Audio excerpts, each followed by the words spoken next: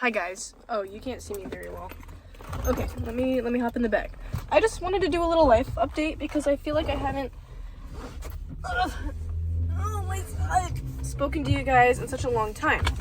So right now I feel like this is like a good time because my friend is at her therapy session and I didn't want to go in there. So I'm just here waiting in the car. But the last time we spoke, I think I was going over what had happened with my ex and my best friend. Anyways, fast forward a little bit, he hit me up and he was like, hey, how you been? Oh, mind you, I hadn't gone to school that entire time. I'm still not going to school only because I work so much, but I'll get to that in a second. So I hadn't been at school, and then I showed up one day after like a couple weeks of not going, and I looked good. I always look good, but I looked extra good this day. And I walk by him and his head literally goes, like, fully turns around. It's one thing to like have your head follow, it's another thing to change your body. Like, your shoulders are looking too. Anyways, he calls me later that night and he was like, hey, I've been thinking about you a lot, this and that. And I was like, what happened with you and Scarlett? And he was like, well, that's kind of why I'm calling you. I don't really know where we stand. I was like, you don't know where you stand? I thought you guys were dating. Anyways, he asks me to hang out. And me, my devious self, I was like, yes, we may. And so I saw him the night after, and he came to my sister's house, and we're like on a talk. We're driving. It's like an hour drive from my house, so we've got a long car ride together. So I'm talking to him, and I was like, you don't know where you stand. What do you mean? He was like, well, I'm not attracted to her. He tells me that the first and last time he ate her out, he was sick for 2 weeks, and he threw up because she tasted so bad. It's one thing to be a little musty, you know, like you're post-gym, you haven't wiped. Like, you haven't gone down there with a wet wipe, nothing, like, you're sweaty, whatever, cotton underwear, the works. And you use a little raunchy, right? That's normal. That's normal. But to make a man throw up and physically ill for 2 weeks is crazy. Anyways, another thing, he was ranting about how he has a bunch of bills to pay and not enough money. I said, what kind of bills? He says, ER bills. And so I'm thinking, oh, shit, why'd you go to the ER? She was so bad at, like, that she sent him to the ER with a swollen penis. And now he has to pay off the fee because he didn't have health care. Oh, so that had me. Anyways, that was that. So we're sitting at the bonfire at my sister's house. I was in like a not committed relationship, but I'm talking to someone, still am, that I do plan on marrying. Like, this man I love very, very deeply. You guys know the works. And we're standing by the campfire, and he's like talking, and he was like, well, not to be a cheater, but, and he kissed me while he was in a relationship with Scarlett. Anyways, we got down to it that night and whatever. And then I think that was Saturday. Sunday we hung out like all day after work. And then Monday comes around, he goes, let's go to fourth period together. And I was like, okay, but then he's like, let's stagger our entrances though. And I was like, what? Oh, Sunday he breaks up with Scarlett. And then Monday I was like, why do you want to stagger our entrances? He was like, well, I'm not ready for her to see us together. And obviously I was pissed, and I was like, well, I wasn't granted that, like, nicety. I wasn't granted that, like, polite, like, I wasn't granted that, you know? Like, that was rude. And now this bitch that you were with for maybe a month, she gets the pleasure of not seeing that. Like, no. I had to squeeze out the information that you guys were a thing from her, okay? So yeah, she is gonna fucking see us. So we go to fourth period together on Monday. We're holding hands. Everyone's like, Later that day, she texted him, did you cheat on me this summer? And he was like, he shows me, he was like, what do I say? I was like, fucking say yes. Own up to it. Cheater to cheater. Like, you just fucking say yes. You've been caught. If she's asking you, she knows. And obviously, you don't break up with someone and then show up with someone else the day after, and there hasn't been any cheating. Like, the day after is kind of crazy.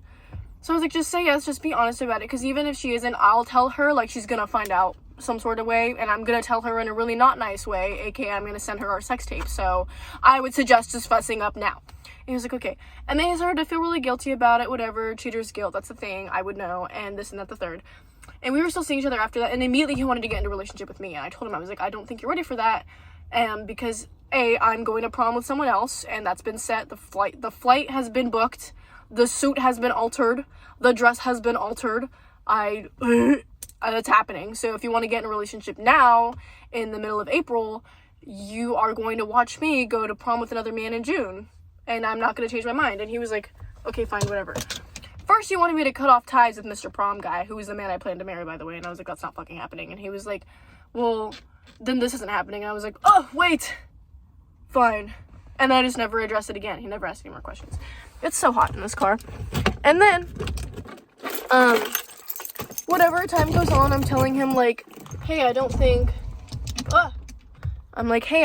that this is a good idea for us because I leave to boot camp in July, you know, like, maybe this isn't so smart for us. And he was like, okay, well, I can do long distance. I'm like, no, the fuck you can't, because you can't spend a day without me. You think you can spend a year and then some without me?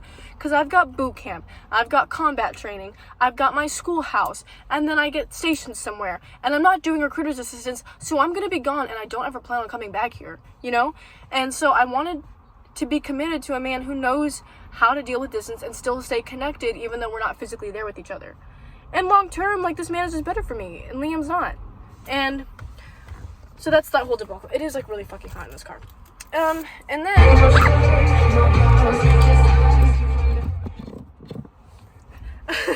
and then fucking I got into, like, a little disagreement with Scarlett and all her fucking friends, her little posse, whatever. So I'm walking through the doors, right? This guy holds it open. I slide through. I'm real thin. I can slither through things, right? So this bitch Jade walks in behind me. She goes, I hate bitches who don't hold open the door. I hate bitches who are so big they can't fit through the door. And she was like, I hate skinny bitches who don't eat. I looked at her and I went, you big bitch. I'd eat if I could, but you're eating all my food. Big thighs, no ass. I'd hit you, but your dad already does. Gagged. No response. That's right. Shut your fucking mouth. That's why you look like you have Down syndrome. And you don't. I wouldn't pick on you for how you looked if you couldn't control it. Well, I wouldn't pick on you for how you looked if it was, like, in accordance with a disorder. But it's not, is my thing. You just fucking look like that. This man is looking at me. I'm rolling up this window. It's not worth it. Oh, and then I got matching tattoos with Mr. Marriage. It's his bite mark. Cute, I know. But yeah, so that was that whole thing. And it just...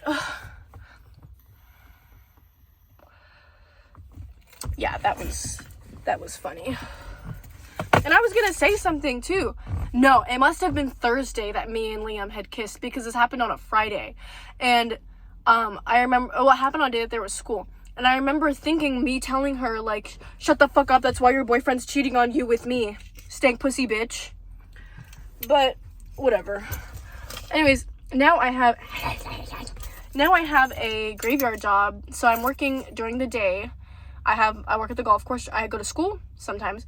I work at the golf course. I'm gonna go to my graveyard job. I get home at like 2-3 in the morning, go to bed, go to school, go to the golf course. But ever since I started this graveyard job, it's been really, really hard for me to go to school because I've been getting home so late and not really sleeping. And, like, my motivation for school is just not really there. Like, I have all A's. I keep up online.